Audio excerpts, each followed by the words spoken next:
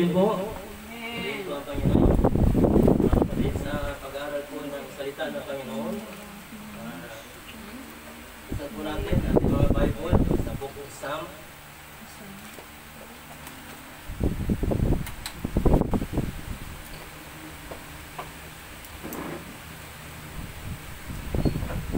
Book of Psalm, basahin po natin from verse 8. From chapter 66, from verse 8 to 16.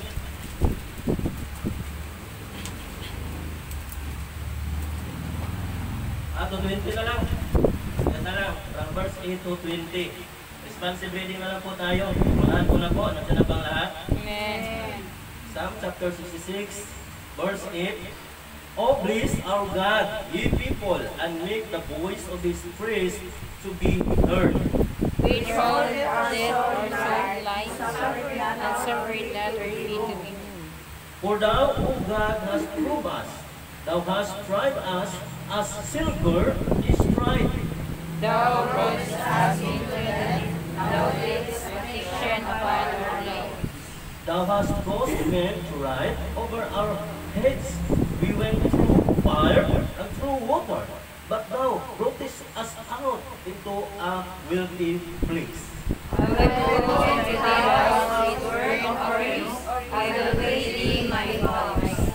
Which my lips have uttered, and my mouth shall have spoken when I was in trouble. I will offer unto the burnt sacrifice and the offerings. I will offer Come and hear, all ye that fear God, and I will declare what He hath done for my soul.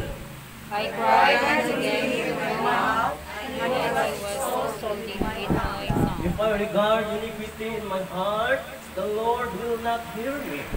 But verily God heard me, and left the voice of my prayer.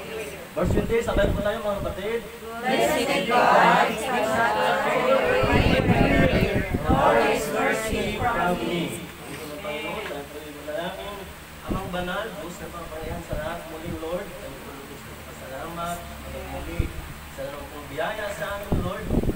Kami po ay dudulog po sa inyong dakilang harapan, Lord God. Salamat po sa oras at panahon. Patitan mo, Lord, na napakamahalaga po na aming oras na aming gamitin po para po sa inyo.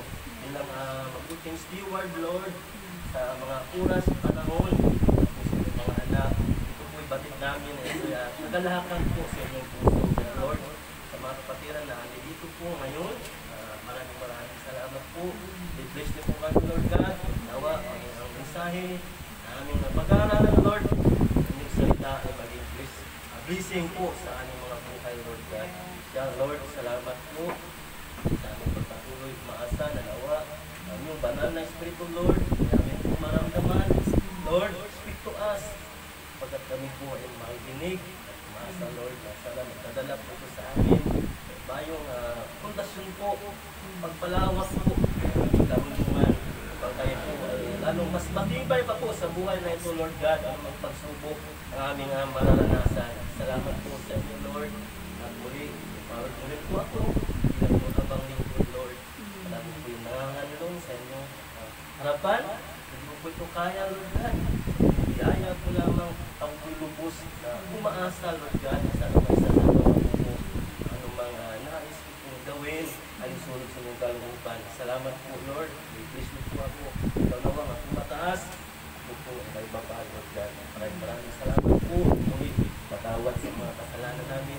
Kung ang mga samot dalangin, hinihingi sa matamis na pangalan ng Panginoong Jesucristo na aming tagapagligtas. Amen. Amen. Ano po sa ating pag-aaral, nandito po tayo sa lesson 3 sa ating pinamagatang series title natin, Tested but not forsaken. Pati po natin, pinag-aralan nito nakaraan na tao po ay hindi ibig sabihin na tinest tayo, sinubok tayo, hindi ibig sabihin na pinabayaan tayo. Bagkus may layunin po ang Diyos sa ating buhay. Kaya ang topic po natin ito mga kapatid, God's temporary test for the people is to refine. Amen? Yung pansamantala pong test sa ating buhay o pagsubok, yan po ay hindi ibig sabihin na end of the day na para sa atin. Kundi yan po ay para i-refine po tayo. Pag sinabing refine, dakilain tayo, linisin tayo, nang sa gayon, magiging worthy po tayo sa harapan ng Diyos. Yan yung sa Psalm 66, chapter 8, verse 16, pag-aralan po natin. Alam niyo po mga kapatid, ang hapdi at kirot na dulot ng testing ni Lord sa ating buhay, pati po natin na it does not mean distraction. O di naman kaya sabihin natin, wasakin ka. Ngunit tandaan po natin, sinabi ko po kanina, bahagi po yan ng nararapat sa atin. Ang sa gayon tayo po ay magiging dalisay sa harapan ng Diyos.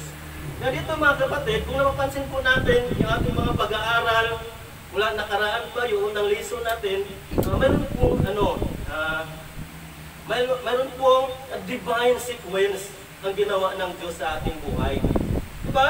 Kung naalala po natin, unang-una, pinag-aralan natin yung bakit hinayaan ng Diyos ang masama na mabuhay muna. Diba? Sa lesson 1 natin, pinag-aralan natin yung trigo at saka tares, yung tares ba? Basahin yun? Yung trigo, diba? Na ang isang tao ay nag-asik ng trigo sa kanyang bukirin, tapos may sumulpot naman na ibang damo. Diba? Sabi ng mga katiwala, gusto mo bang paparoon kayo para bubunutin? Sabi niya, wag, kasi nga baka mabunot pating trigo. Ang ibig sabihin doon mga kapatid, tayong mga mananampalataya, normal po sa atin na mayroon po talagang mga trials o pagsubok. Kaya sabi niya, let them grow together until the harvest, sapagkat habang maliit pa yung trigo, hindi mahalata, hindi talaga mapuna kung alin yung totoo at tama, alin ang tunay na trigo, sapagkat ang talis, parang trigo rin sila pag maliit eh. Diba? Yung tama nga. Kaya nga, hindi maaari na bubunutin. Kaya sa pangalawang pag-aaral natin, hinayaan ng Diyos ang huwad na mag-prosper muna. Diba? Sa lesson 2 natin, na-discover ni Asaph. Diba? Kung maalala natin, na-discover ni Asaph na ang layunin pala ng Diyos kung bakit hinayaan niyang mag-prosper ang mga tares, yung mga masama, yan po pala ay temporary lang. Amen? Kaya dito mga kapatid, sa ating pag-aaral ngayon sa lesson 3, ang tapat ay sinubok muna. Diba? Ang tapat sinubok muna. May tanong natin dito na, kumbaga, yung masama, diba? Ang huwad, pinayagan, diba sabi? Diba? Ang masama, ang huwad, pinayagan, pansamantalang umangat, diba? Pero ang tunay pala mga kapatid, yung totoo, yung tamang trigo, mga mananampalataya, ang sabi dyan, ipinagdaan sa apoy. Makita natin sa verse 10, sa ating binasa kayo na, di ba? Sa 66 verse 10.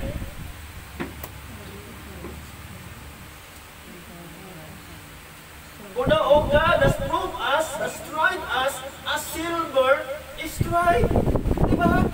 Alam niyo po mga kapatid, ano bang nakita natin dyan? Pag sinabi silver, ginto, di ba? Parang mamahaling bato. Ibig sabihin, mga kapatid, ginto tayo sa harapan ng Diyos. Na ibig sabihin, kaya ka sinubok kasi may nakita siyang mabuti sa puso mo. Hindi maaaring subukin ang mga basura. Amen? Hindi tayo basura sa harapan ng Diyos.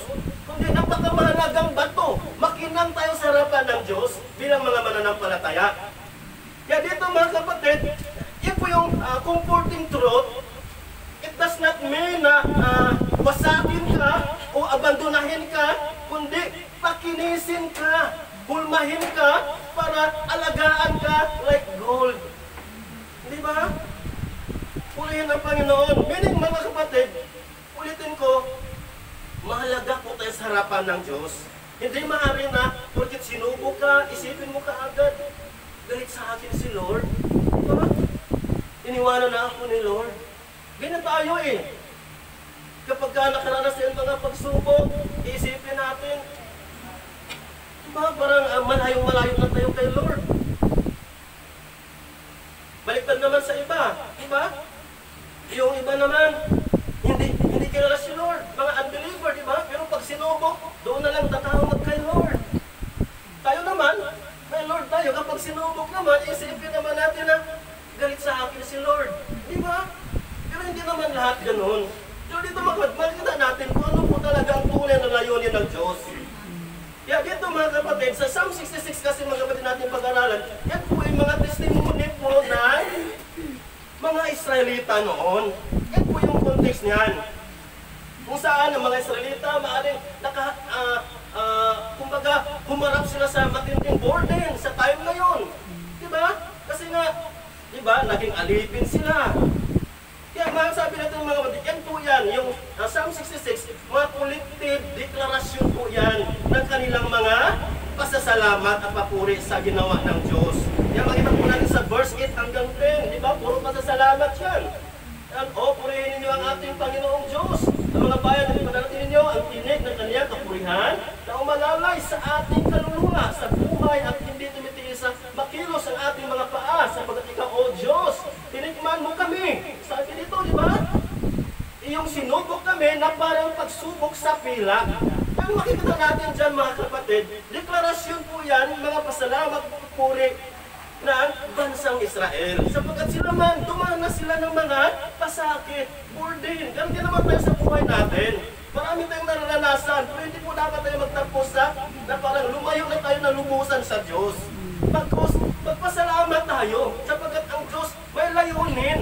Kaya ka sinubok dahil napansin ka ng Lord. Diba? Kung gagintong kasarapan niya, kaya purihin ang Panginoon pagka may pagsubok. Bakit po? Sapagkat yan nga, sila nga, dumaan sa mabigat na burden eh. Diba sa verse 11, malinaw po dyan eh. Binanggit po dyan, yung sinusuot kami sa silo. Diba? Ikaw ay naglalagay ng mainam na pasan sa aming mga balakang. Sabi dito, pero sa verse 11, ibang sana pagtagalog eh. Thou broughtest us into the net, thou leads affliction upon our lowens. Diba? Sumabat siya sa Tagalog kasi, mainam na pasan. Dito na English ang basahin natin. Kaya yan, pagsubok yan eh, burden yan eh. Kaya dito mga kapatid, hinayaan sila ng Diyos na makaranas ng mahirap na sitwasyon. Diba? Ganun din naman tayo minsan, hayaan tayo ng Diyos na makaranas ng mahirap na sitwasyon. Kasi may layunin siya. Pero kung mapansin natin sa verse 12, mga kapatid, anong sabi dyan? Diba? But thou caused me to ride. Yung last phrase na yan, but thou broughtest us out into a wealthy place. Yan po yung nakikita natin dapat yan. Ay hindi ang pagsubok ay para patayin ka.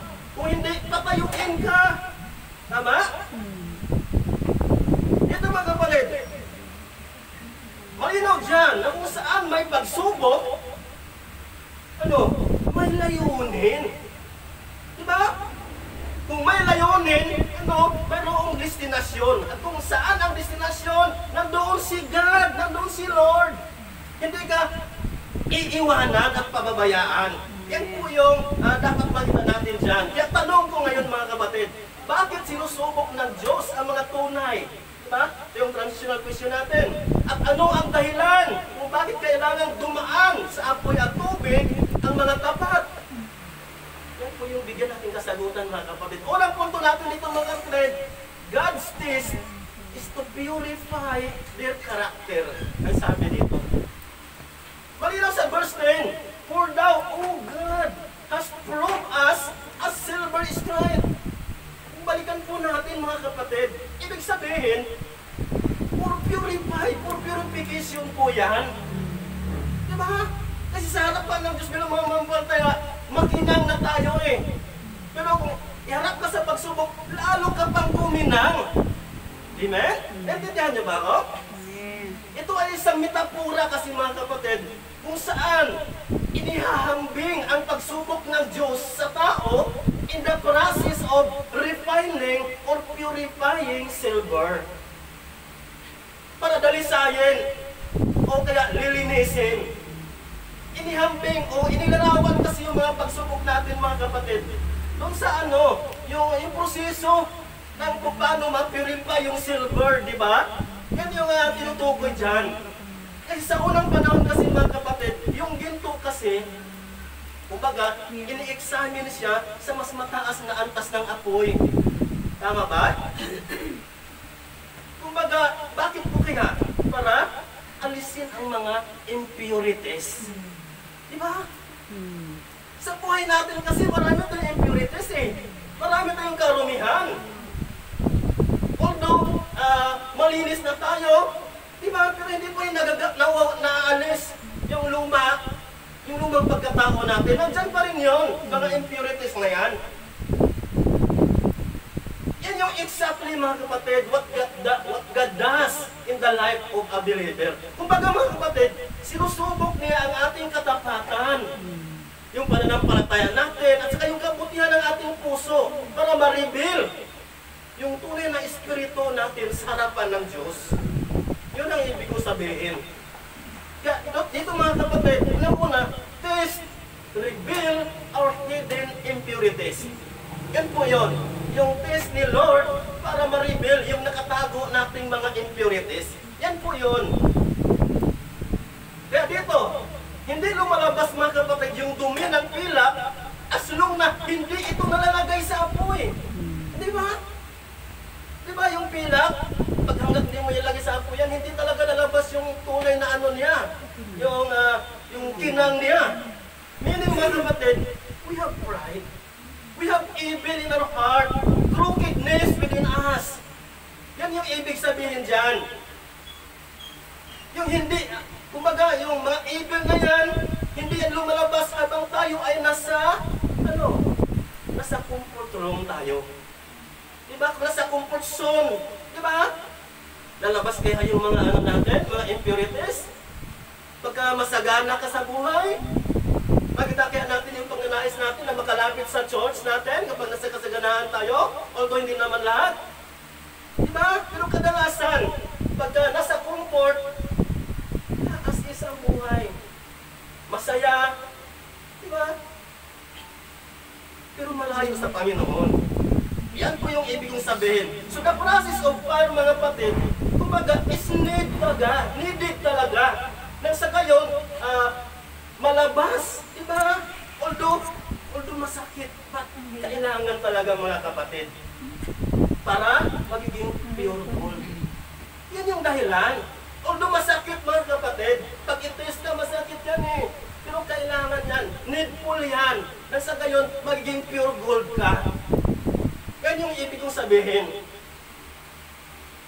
In other words, mga kapatid, yan sa verse kasi natin, sinasabi lang eh, thou hast tried us as silver is tried. Diba? Ulitin ko, yung ginto lang ang sinusubok. Hindi yung walang hanggang, walang kwentang basura. Diba? Sabi ko sa inyo kanina, ginto lang ang sinusubok. Dahil sinusubok ka, ibig sabihin, ginto ka sa harapan ng Diyos. Yan dapat yung makita natin. Kaya, mga kapatid, kung mayroon mang problema, meron man tayong naranasang masiding problema, ibig sabihin, mayroong pinapainit na area si Lord sa buhay mo. Bahagi po yan ng paglinang ng Diyos sa iyo. Yan ay hindi po yan ibig sabihin, mga kapatid, na punishment. Hindi po yan punishment, kundi refinement po yan. Yan po dapat ang makikita natin para kuminang ang iyong buhay. Mga kapatid, alam niyo ba, may isang yung silversmith. Alam niyo ba ang silversmith? Tinanong siya, diba, magagawa ng silver yan eh, kung ano yung mga, diba, mga silversmith. Tinanong siya, paano mo malalaman na, kumbaga, purified na ang isang silver? May idea ba kayo? Nung tinanong siya, paano daw malalaman pagka isang silver ay purified na, malinis na? Alam niyo ba kung ano ang sagot niya? Kapag nakikita ko na ang refleksyon ng aking mukha sa ibabaw nito. Yun ang sabi niya, mga kapatid, na ibig sabihin, until God reflect in our lives, mga kapatid, yan ang complete refinement sa ating buhay. Kapag nakita na si Lord sa buhay natin, mga kapatid, yan po yan, complete refinement po yan ng Diyos sa atin. Diba ang isang silver, kapag makinis na siya, maaari na tayong mananalamin. Diba? Kapag isang mananampalataya, malinis na siya, makikita na sa buhay niya ang Kristo. Diba? Makita ng sanlibutan na siya nga pala tunay at totoo at gamitin ng Diyos. Yung dapat ang makikita natin dito. Ito mga kapatid, letter B. Anong sabi natin kanina? This to reveal our hidden impurities. Letter B, this to refine what God wants to use us. Di ba? Kapag malinis ka na, maaari nang makita sa buhay mo si Kristo, anong gagawin ng Diyos? Of course, gamitin ka niya. This to refine what God wants to use us. Mga kapatid, ang point, letter A natin mga kapatid, tungkol sa paglabas ng nakatagong dumi, ang point B natin mga kapatid, ay tungkol sa kung ano ang layunin ng Diyos pagkatapos alisin ang dumi. Yun ang ibig kong sabihin. Sa 1 Timothy chapter 2 verse 21 mga kapatid, ang sabi sa atin ng Bible, 2 Timothy chapter 2 verse 21, ano sabi dito? If a man therefore purge himself from this, ang sabi niya, he shall be a vessel unto honor, sanctified and made for the master's use, and prepared unto every good work. Mga kapatid, malinaw po dyan na may layunin si Lord sa atin. Kaya ka sinubok para dalisayin ka, linisin ka, para gamitin ka niya. Amen? Amen.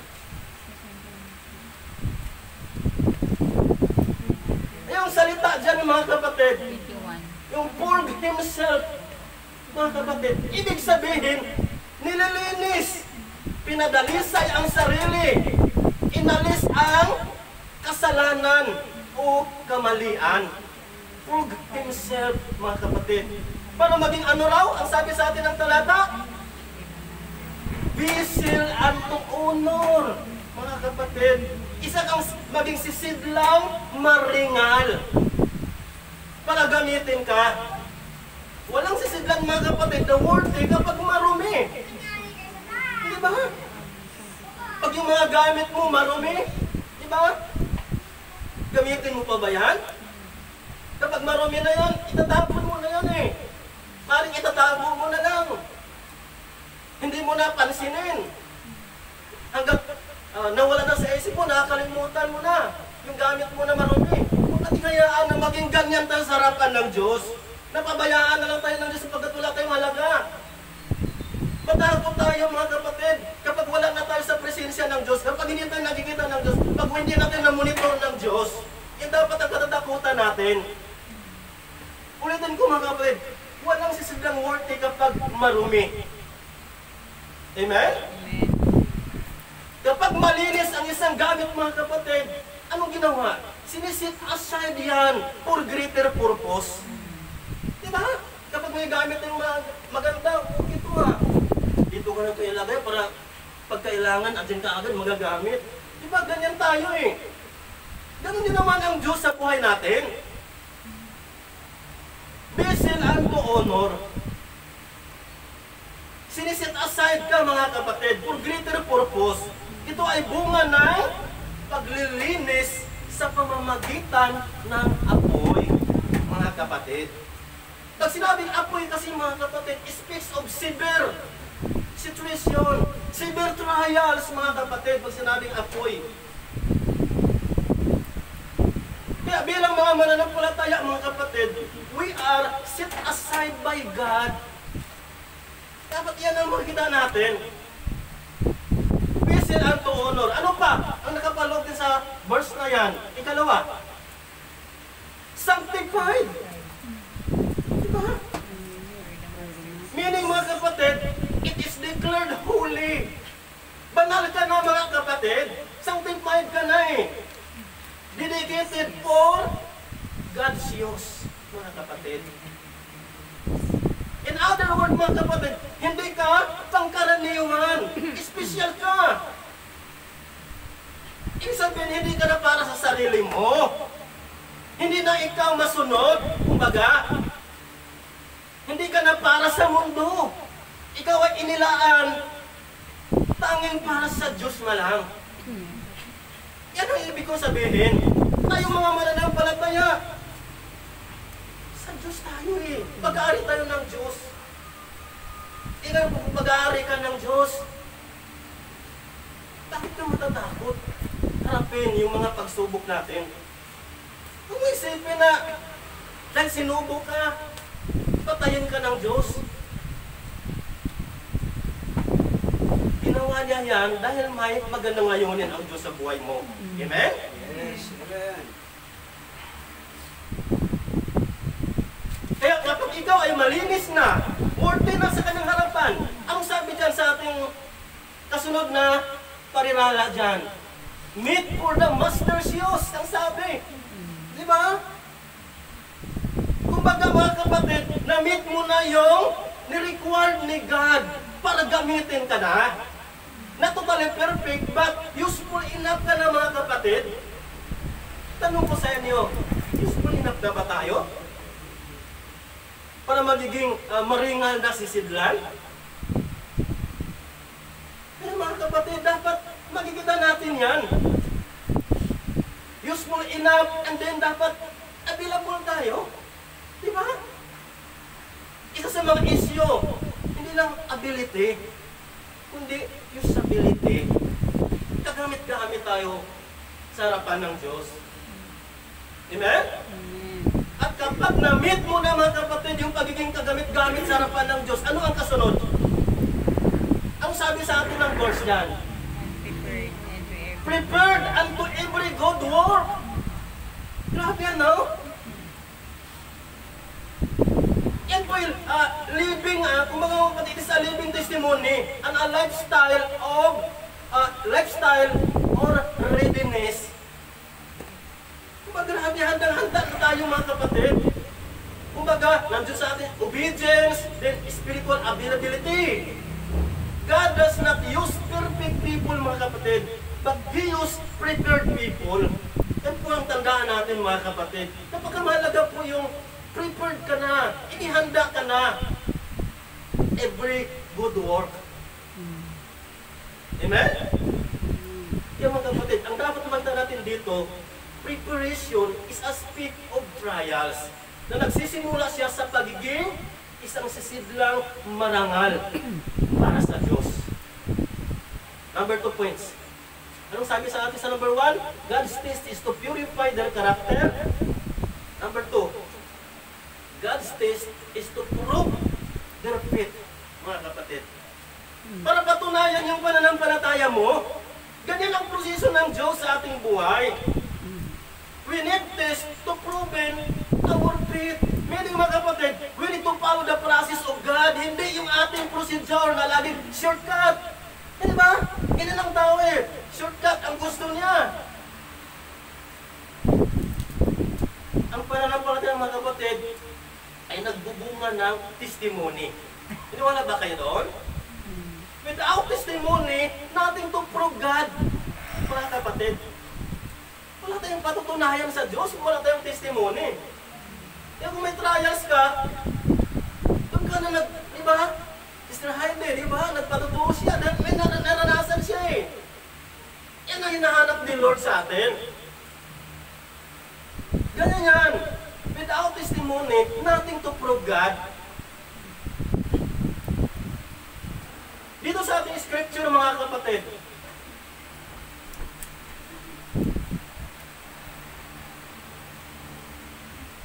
dito sa verse 11 mga kapatid, ano sabi dito? Thou broughtest us into the net, thou leadest affliction upon our loins. Yung salita dyan mga kapatid, thou broughtest us into the net. Ano yung pinapakita dyan? Verse 11a. Yung net kasi mga kapatid, nangahulugan yan ng, sa Tagalog eh. Hindi naman, pero silo ang nakalagay eh. Kumbaga, naglalarawan siya ng restriction sa buhay natin. Di ba? Kapag nasilo tayo, di ba? Parang, kumbaga, parang hindi ka na makagalaw. Nandoon yun eh. Parang nahuli ka, walang takas, lugmok. Ganyan tayo eh. Yan yung paglalarawan dyan. Yung net. Ibig sabihin mga kapatid, sometimes God allowed us to have this kind of season sa ating buhay. Hindi puro ano na lang, puro haruhay ang buhay. Bakit ba? para maramdaman natin ang ating limitasyon. Yun ang ibig kong sabihin. Kasi ang tao, ganyan siya eh. Likas sa kanya na nandun yung pride sa kanya. Di ba? Pero kung ilulugmo ka ni Lord, di ba? Ilagay ka sa sitwasyon na talagang hindi ka na makagalaw. Doon mo na ma-realize. Doon mo na maalala si God sa buhay mo. Yun ang ibig kong sabihin. Yung bagay na hindi mo inasan, nagawa mo, di ba? Tapos, lagay natin, nandoon ka na sa kulungan, di ba? Dahil padalos-dalos ka, nandoon yung realization mo na, bakit ganun? Maalala mo si God ngayon. Marahil kung nasiran mo siya ng salita ng Diyos, maalala mo eh. Di ba? Kaya minsan, inaalaw ni Lord sa ating buhay minsan, yung ganyang kind of season sa ating buhay. Kaya dito, para ma-realize natin na hindi lakas o galing natin o diskarte. Bagkus, ano dapat? Siya lang ang ating pag-asa. Yan ang gusto ng Diyos. Na dapat matuto tayong umasa sa Kanya, matuto tayong tumawag sa Kanya, matuto tayong lumapit sa Kanya. Hindi tayo umaasa lang sa sarili nating lakas. Amen? Kaya diyan sa the word, yung ikalawa dyan, leads affliction upon our loins. Ano yung pinapakita dyan? Verse 11b.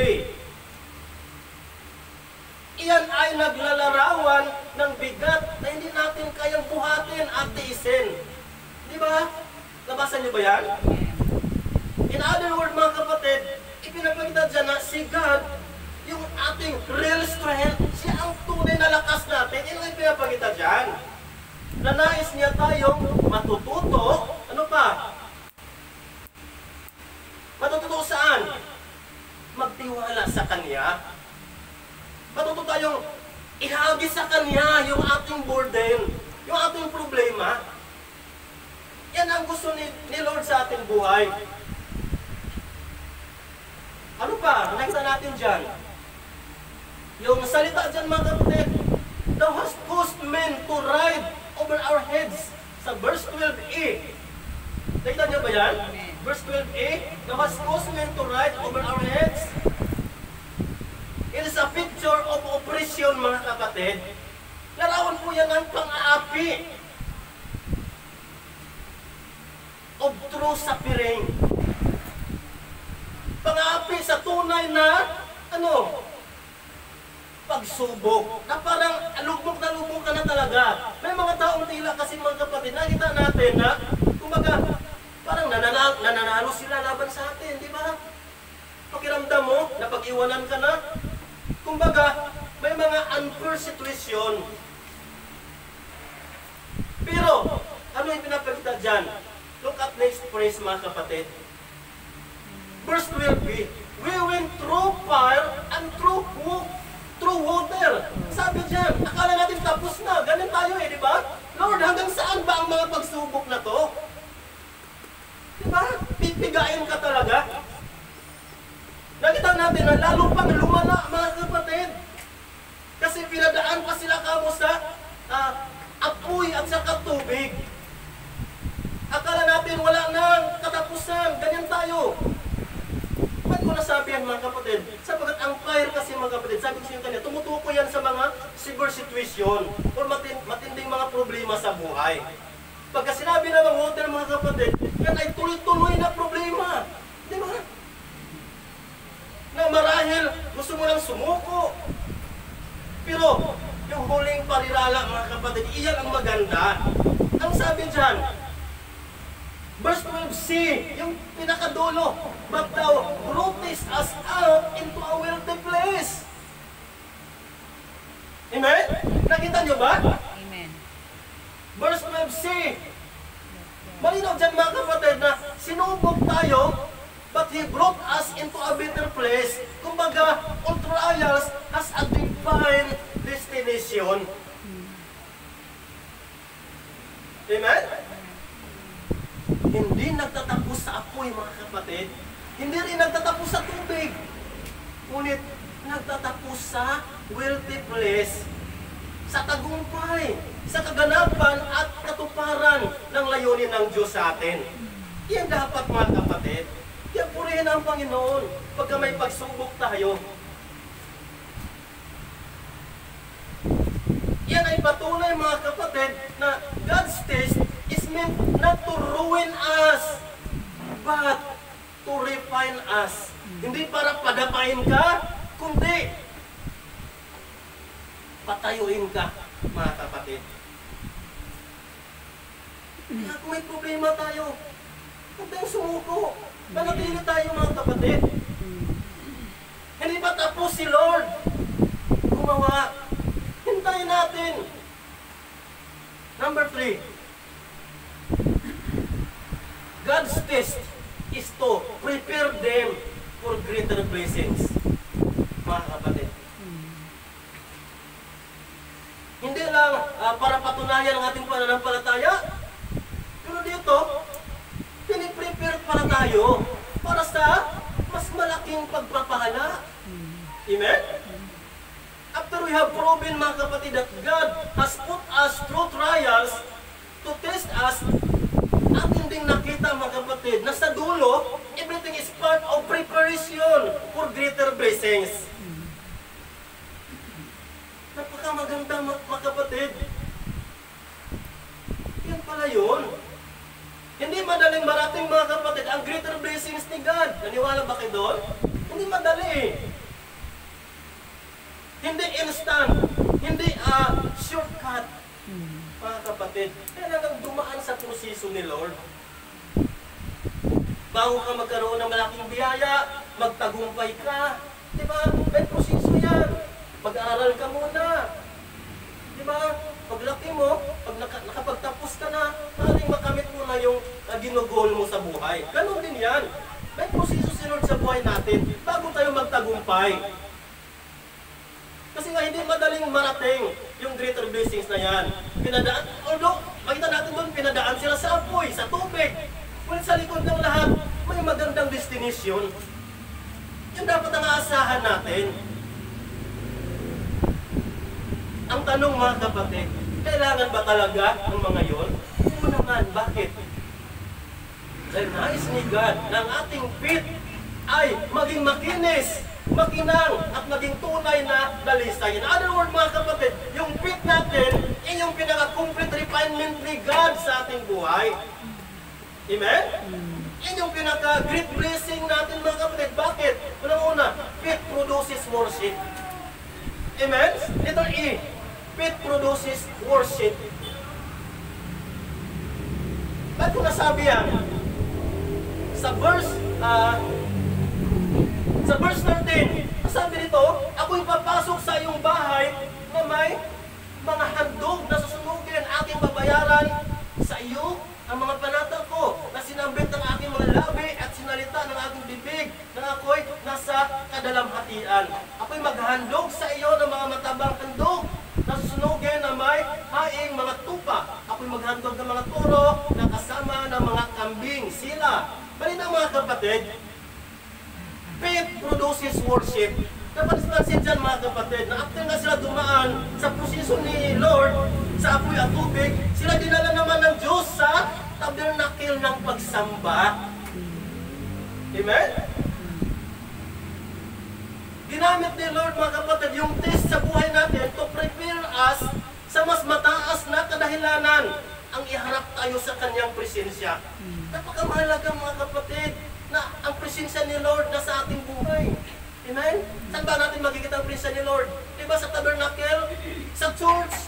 Diba? Kaya mahalaga talaga pala, mga kapatid, yung mga pagtitipo natin, katulad ng ginawa natin ngayon. Amen? Kaya huwag natin babayaan ang pagtitipo, sabi ng Bible yan. Dinala sila sa tabernacle. Kaya din naman tayo eh. God used the test to prepare us sa mas mataas na kadahilanan.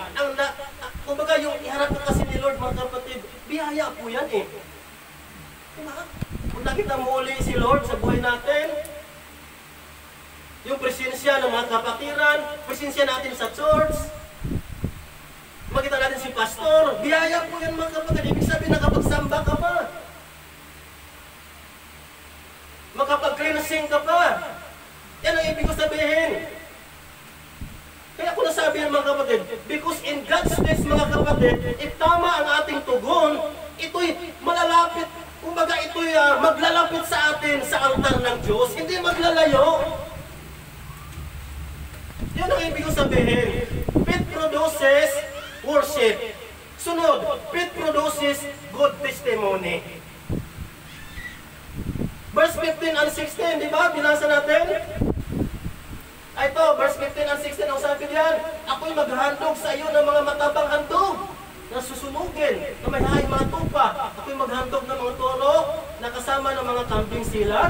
Kayo'y magsisiparito at bengginin niyo ninyong lahat ng mga natatakot sa Diyos. At ipahayag ko kung ano ang kanyang ginawa sa aking kaluluwa. That's a great testimony mga kapatid. Diba? Napansin niyo si Sister Heidi kayo na, nag-testimony siya. Kung anong ginawa ni Lord sa kanya, di ba? Ganun din yun.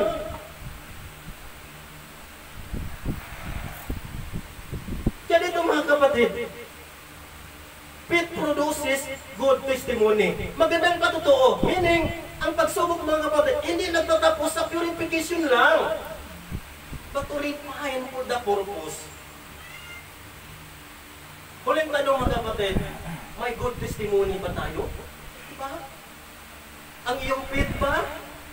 Ini-evaluate mo ba yung faith mo? Ito ba'y naka-anchored pa rin kay God? Dapat makita natin yan mga kapatid. Bakit po? Because refined believers mga kapatid become a deeper worshiper dahil sa faith. Amen? Pwede ito mga kapatid, conclusion na tayo. Kaya kung ikaw mga kapatid ay sinubok, hindi ibig sabihin na iniwan ka na ng Lord. Pinarusahan ka, hindi ibig sabihin na pinarusahan ka. Kundi, anong sabi dyan? Hindi ibig sabihin na pinadaan ka sa apoy. Hindi rin ibig sabihin na gusto kang sunugin o gusto kang patayin. Kundi, nakikita ng Diyos. May nakikita ang Diyos sa buhay mo. Anong nakikita niya? Ginto sa loob ng ating puso, mga kapatid. Yan yung dapat makita natin. At tandaan natin yan, mga kapatid. Yan kung anumang pagsubok ngayon na, mga kapatid, yung dalawang pagsubok ngayon, huwag mo itong ituring na sentensya. Amen? Tingnan mo ito bilang hustisya. Diba? Napakaganda. Dahil hindi ka sinira ng Diyos, binubuo ka niya. Yan yung mga pagsubok mga kapatid sa buhay natin. Kung paano dinidil ni Lord. Kung paano, kung ano ang nais ni Lord na ipaparating sa ating buhay. Amen mga kapatid? Na-bless ba tayo? Tapos na tayo mga kapatid. Umaasa na sana ang mensaheng ito maging pagpapala sa ating mga pananampalataya. Maging pagpapala sa atin. Mga pagsubok hindi maaaring magpapadapa sa atin mga kapatid. Dapat ang mga pagsubok, mas lalo pa tayong pakitaan ng iba yung pagnanais na matupad ang kalooban ni Lord sa ating buhay. Amen? Mga kapatid, good evening sa lahat. Kaya, apply natin, bakit kailangan subukin ng Diyos ang mga tunay at totoo? Ano ang kanyang dahilan? Una, God's test is to purify their character. Number 2, God's test is to prove their faith. Number 3, God's test is to prepare them for greater blessings. Amen? Purihin ang Panginoon. At tawagin ko na po si Pastor Willie. Magandang gabi po sa lahat.